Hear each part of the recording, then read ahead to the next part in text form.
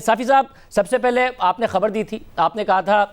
وہی فیصلہ ہوگا جو ہوا ہے، اور آپ کی خبر درست ثابت ہوئی، مگر جو تعیناتی ہے وہ 19 نومبر تک فیض حمیدی رہیں گے، اس کے بعد ہوگی۔ ساتھ ہی وزیراعظم نے تینوں انٹرویوز بھی کیے، تو کہا جا سکتا ہے کہ وزیراعظم کی چلی ہے کافی حد تک، اور اس کے بعد فیصلہ کیا گیا۔ دیکھیے شاہ زیب، میں نے ساتھ ایک اور بات بھی کی تھی، اور وہ یہ تھی کہ کچھ لاڈلے کی کچھ نکی نکی خواہشات ہیں، وہ خواہشات پوری ہو گئیں، کیونکہ یہ بھی ڈیسائیڈ ہوا تھا آج پرائم منسٹر آفس سے ایک اور وعدے کی بھی خلاف ورزی کی گئی ہے، کیونکہ جب میں آپ کے سامنے یہ دعویٰ کر رہا تھا کہ جنرل ندیم انجم ہی D G I S I ہوں گے، تو میری معلومات یہ تھی کہ یہ بات طے پائی ہے کہ عمران خان صاحب سمری سے انہی کے نام پہ دستخط کریں گے اور انہی کے نام کی سمری جاری کریں گے، لیکن یہ طے تھا کہ ان کی فیز 7 کے لیے یا یہ کہ ان کو پپٹ نہ سمجھا جائے، تو یہ طے ہوا تھا کہ ان کے ساتھ ان 3 لوگوں کی ملاقاتیں ہوں گی، لیکن ساتھ یہ بھی طے تھا کہ یہ انٹرویوز نہیں ہوں گے، یہ ملاقاتیں ہوں گی، اور اس کی خبر یا تصویر جاری نہیں کی جائے گی۔ آج دیکھیں کہ پرائم منسٹر آفس کے پریس ریلیز میں میرے خیال میں اس کمٹمنٹ کی بھی وائلیشن کی گئی۔ تو وہ جو میں آپ سے عرض کرتا تھا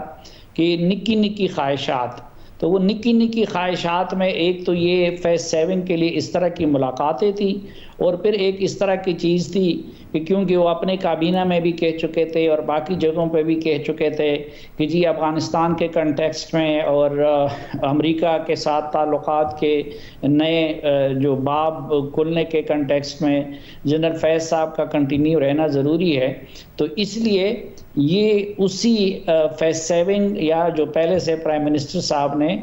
جو موقف اپنایا تھا اس کو ایکوموڈیٹ کرنے کے لیے یہ 19 نومبر تک ان کو کنٹینیو رکھا گیا، اور اسی طرح یہ ملاقاتیں بھی کروائی گئی تھی۔ سید صافی صاحب، پھر ظاہر اتحادی بھی کہہ چکے ہیں، اسد قابل علی آغا صاحب ہوں، خالد مقبول صدیقی صاحب ہوں، کہ اثرات ہوتے ہیں جب اس قسم کے معاملات ہو جائیں، یہ سمجھا جائے، کیونکہ ظاہر ملک میں اس وقت بہت سارے چیلنجز ہیں، چاہے وہ معاشی ہوں یا پھر داخلی ہوں یا پھر خارجی ہوں، اور بہت زیادہ لازمی ہے کہ پاکستان کی سول اور عسکری قیادت سیم پیج پہ رہے کہ یہ معاملہ اب حل ہو گیا ہے، یہ سمجھا جائے، اگر جو آپ کا تجزیہ ہے کہ فیز 7 والا معاملہ تھا بس وہ ختم ہو گیا۔ دیکھیں، ڈی جی آئی ایس آئی کی تقرری کا معاملہ حل ہو گیا، اور باقی جو پوسٹنگ تھی ان کا بھی معاملہ حل ہو گیا، لیکن یہ کہ آگے جا کے حکومت کے اور ملٹری کے ریلیشن شپس اسی طرح خوشگوار رہیں گے، میں سمجھتا ہوں کہ تاریخ ہمیں یہ بتاتا ہے کہ اس طرح نہیں ہوں گے۔ احسان اقبال صاحب یہاں پہ موجود ہیں، ان کو خود بھی بہت زیادہ ایکسپیرینس ہے اس طرح کے معاملات کا، کہ دیکھیں ماضی میں اگر کچھ ہوتا بھی رہا تو عموماً انڈیویجولز کے مابین ہوتا رہا۔ اب کے بار جو پرائم منسٹر صاحب نے جو کچھ کیا، تو پہلی بات تو یہ ہے کہ ان کے خلاف پہلے سے کوئی بھی اقدام نہیں کیا گیا تھا، ماضی کی حکومتوں کی طرح ان کی حکومت کو تنگ نہیں کیا گیا تھا، بلکہ وہ خود کہتے تھے کہ ہم ایک پیج پہ ہیں، اور میرے خیال میں جو فیسیلیٹیشن اداروں کی طرف سے عمران خان صاحب کی حکومت کو پرووائڈ کی گئی اس کی ماضی میں کوئی مثال نہیں ملتی، بلکہ اداروں نے اور اداروں کی بعض شخصیات نے عمران خان صاحب کی حکومت کو خوش اسلوبی سے چلانے کے لیے بہت ساری بدنامیاں بھی اپنے سر مول لی۔ اب اس کے جواب میں انہوں نے بالکل ایک ناجائز معاملے پہ سٹینڈ لیا، کہ وہ معاملہ جو کہ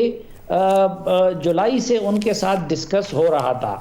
اور احسان اقبال صاحب یہاں پہ پھر بیٹھے ہیں کہ ماضی میں کبھی وزراء اعظم کے ساتھ اس طرح کے معاملات اتنے پہلے سے ڈسکس نہیں ہوئے تھے، اور سب کچھ طے پایا تھا، اور سڈنلی پھر آرمی چیف تو اس مائنڈ کے ساتھ گئے تھے کہ سب کچھ طے ہیں، تو انہوں نے آج تک وہ اپنے کیبنٹ کو بھی اصل ریزن نہیں بتا سکے، وہ قوم کو بھی اصل ریزن نہیں بتا سکے، لیکن 20 دن تک انہوں نے نہ صرف یہ کہ آرمی چیف کو بلکہ موجودہ D G I S I کو جو coming D G I S I ہے ان کو بھی، وہ 5 سینئر جنرل جن کی پوسٹنگ ٹرانسفر ہوئی تھی ان کو بھی، اور میں سمجھتا ہوں کہ جنرل سے لے کے سپاہی تک پورے انسٹیٹیوشن کو ایک بڑے کرب سے گزار دیا، اور وہ چیزیں جو کہ کبھی بھی انسٹیٹیوشن نہیں چاہتی، وہ اس معاملے میں بڑے پوزیسو ہے کہ ان کے بارے میں اسی طرح میڈیا میں اور سوشل میڈیا میں ڈسکشن ہو،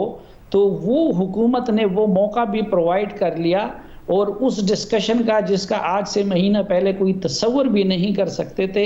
اس کا باب پرائم منسٹر نے کھول دیا۔ تو اب یقیناً بہت ریسٹرینٹ دکھائی ہے اس دوران ملٹری لیڈرشپ نے،